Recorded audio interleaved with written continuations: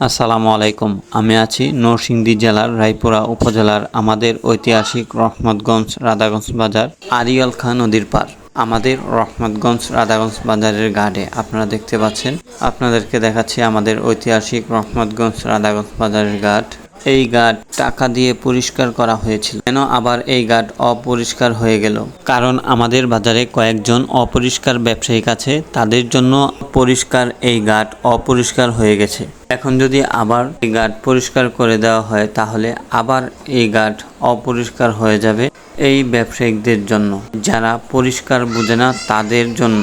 আমি জানি না কারা এই ঘাটে ময়লা ফেলে চলে যায়। যারাই এই ঘাটে ময়লা ফেলেন, আমি আপনাদেরকে বলছি আপনারা এই ঘাটে এনে ময়লা ফেলবেন না। আমাদের বাজার আমাদেরই ঘাট, আমাদেরই পরিষ্কার রাখতে হবে।